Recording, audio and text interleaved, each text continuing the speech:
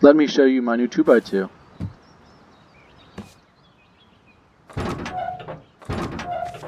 Little airlock. Research table. Door.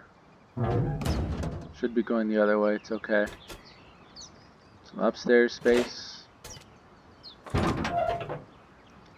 Loot. Oh! Let me out. Good. And then we have these drop boxes. So you want to submit something to the drop box? Got all these rockets. Kill yourself. Respawn on the other side of this wall. Take your rockets out. Put them in a chest. Log off. So the thing I like about this base, I'm a solo player, so I always like it when things are cheap. To maintain this base, it's less than 1 metal node, 8 high quality metal, like half a stone node, and like a quarter of a tree a day. Super cheap. And how hard is it to raid this thing? Well, if you look here, the loot is underneath these two here, both armored.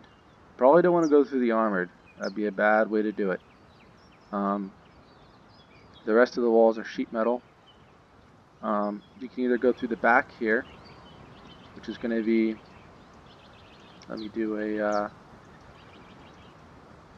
1, 2 walls, so 8c4, or believe it or not, going through this way is effective. 1 wall, 1 door, and then the wall there. So that's 7c4. If you upgrade that wall to armored, then it makes it a little stronger. Let's quickly go over the floor plan. You can see here, pretty basic design. We have an airlock. These are low foundations with roofs that allow for the wall stacking. Room here, I put a window on the other one. Room here, and then your loot room in here. And I was able to fit in 3 wood boxes into there. You guys might be able to do better. You can see the 3 I put in here. So that's one design, and it's pretty effective solo-based design.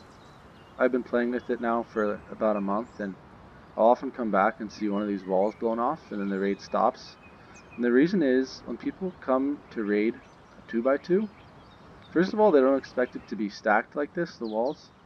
And second of all, they assume that really the most C4 they're going to need, especially when I had this window here, they can see that the loot room's not here. They know this is an airlock. And then they assume that the loot must be either in this compartment or in this compartment. So they assume the most C4 they're going to need to get in is 4 to blow through this wall. And if they go through the front, which is often what they'll do, people will come in satchel, they assume it's even less. They assume it's only 3, since they assume a door here, and a door here. Or, you know, if the loot was over here, it's similar. There's only so many airlocks you could put between the front and the end, and people don't expect there to be an airlock right here. So some people get deterred by the doors, some people go through the doors, get to the wall.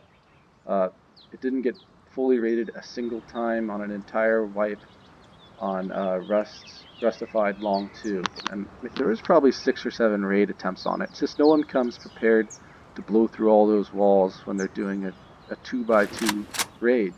No one's coming with 8c4, you know, which is pretty much the minimum you need to get to the loot. Here's another version. This is what I'm going to go for next wipe on this build server. My one criticism of the base is, while it's strong and deceptive, it is kind of annoying that you don't have much space inside, and it's kind of get frustrated sometimes when people camp out at the door and the windows. I couldn't really do anything about it. No roof access, only 1 door in and out. So this design is actually quite similar, except that I expanded the loot room. You can see that there's 3 armored ceilings here, and then underneath all this is the loot room. So I'm going to have a lot more space inside the strong part of the base. And then I'm gonna have more space in here. I like to put a bed in and a sleeping bag here. That way, when you kill yourself at spawning, you don't have to wait too long to respawn. With more windows, I like having windows. 2 entrances now, and this kind of sniper tower connected to the base, which will allow you to go out with a gun and do some roof camping or do some defense if people are harassing you at the bottom. So this is more of a functional base. It's not actually any stronger than this base over here, but the cost is quite low. So it's not that much more expensive for this base, and it's a lot more space to store loot. So you can see the cost here is a little over a metal node, pretty much a full stone node. 4 high quals because I made the bottom sheet metal instead of armored, despite doing some raid math, figuring out that it didn't make sense to have those armored. And then, you know, a tree of wood, so very cheap. Really enjoy both these designs. I'm looking forward to using that design in the next wipe.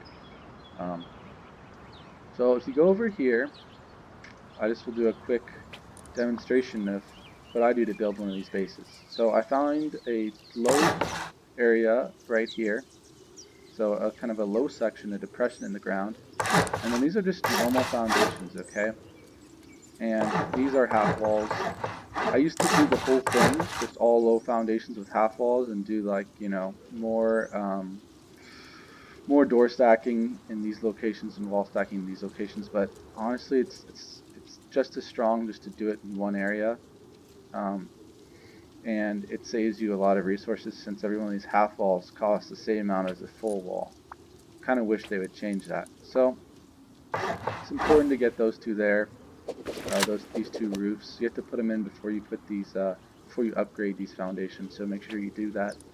And then I make all this sheet metal because this is what's kind of preserving the integrity of your floors, which is where you're going to store your loot. And I'll make it like the first base I showed you guys.